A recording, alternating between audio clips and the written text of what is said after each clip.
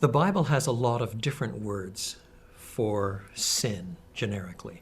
Idolatry, transgression, sin, corruption, and so forth. And all of them overlap to some extent, but they have certain kinds of flavor. Sin is probably the most generic one and has to do with missing the mark, but it's God's mark.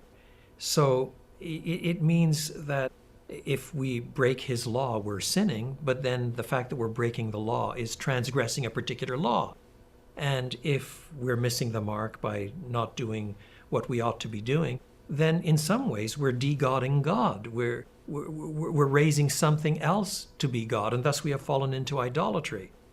Sin is the generic category for all kinds of evil. Law breaking is actually transgressing specific commands, doing what he forbids or failing to do what he commands.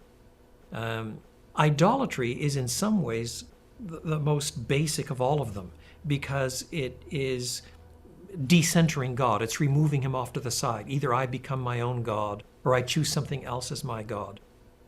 It's not for nothing that the first commandment in importance, according to the Lord Jesus, is, you shall love God with heart and soul and mind and strength. That's the way we were created. That's the way it's supposed to be.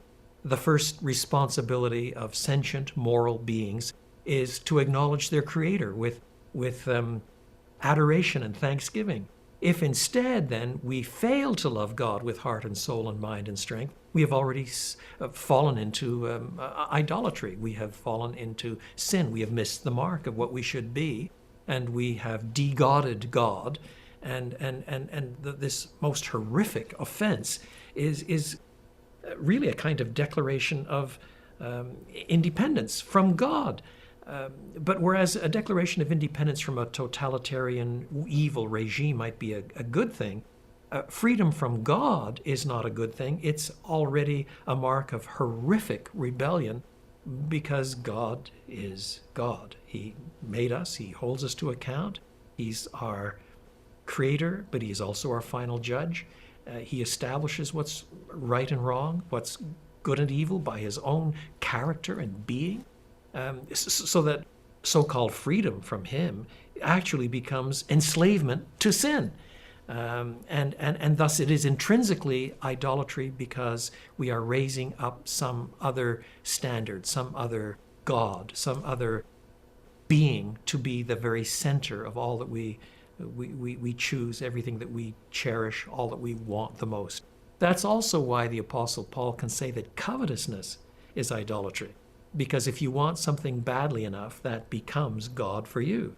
It's why an atheist can be an idolater. Claiming there is no God becomes a certain kind of ideology in which you have instituted something else, naturalism, your own desires, your own inherited culture or whatever, to be your supreme good. And that becomes God for you. It has displaced the God who is there, to use the language of Francis Schaeffer, and thus becomes a form of idolatry. Sin is an embracing category that touches all of these ways of looking at evil.